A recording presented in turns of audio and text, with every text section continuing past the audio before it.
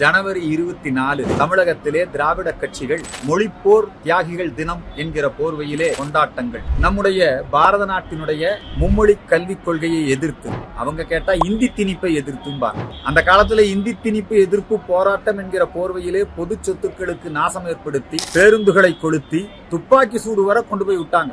அந்த ரவுடித்தனங்களிலே ஈடுபட்டவர்களை எல்லாம் இன்றைக்கு மொழிப்போர் தியாகின்னு சொல்லி அவங்களுக்கெல்லாம், அந்த காலத்து திமுக தொண்டர்கள் குண்டர்களுக்கெல்லாம் இன்னைக்கு அரசாங்கம் அவங்கள மொழிப்போர் தியாகின்னு ஒரு சான்றிதழை கொடுத்து அவங்களுக்கு பேருந்து கட்டணத்தில் சலுகை, ரயில் கட்டணத்தில் சலுகை, கல்வியில் சலுகை, இப்படி பல்வேறு விதமான சலுகைகளை கொடுத்து கொண்டிருக்கிறது. உண்மையில் நம்முடைய தமிழகத்திற்கு தேவை மும்மொழி கல்விதான். திமுக காரன் நடத்துற ஸ்கூல் எல்லாமே மத்திய பாடத்திட்டம். அவர்கள் ஹிந்தியை கட்டாயமாக திமுகவினர் நடத்துகிற ஸ்கூல்ல திணிக்கிறாங்க, கல்லா கட்டுறாங்க. காசு கொடுத்து தான் ஒரு மொழியை படிக்கணுங்கிற நிலையை உருவாக்கி இருக்கிறாங்க. நம்முடைய தமிழகத்திற்கு மும்மொழி கல்விக் கொள்கை வேண்டும். தமிழகத்திலே இந்தி படிக்க விரும்புகின்ற மாணவர்களுக்கு அரசு கல்வி நிலையங்களிலே அதற்கான ஆசிரியர்களை நியமித்து வழிவகை செய்ய வேண்டும். இந்தி படிக்கின்ற மாணவர், உருது படிக்கிறான்னா உடனே அனுமதி கொடுக்குறீங்களே, ஆசிரியர் நியமிக்கிறீல்ல. அதனால மும்மொழி கல்விக் கொள்கை தமிழகத்துக்கு வேணும். தமிழகத்துல நவோதயா ஸ்கூல் வேணும். தமிழகத்துல புதிய கல்விக் கொள்கை வேணும். இதை வலியுறுத்தி ஜனவரி 24 அன்று மழலையர் கல்வி மற்றும் ஆரம்ப கல்வியிலே தமிழ் மொழி மட்டுமே இடம்பெற வேண்டும். மழலையர் கல்வியில போனோடனே மம்மி டாடிக்கிறான்,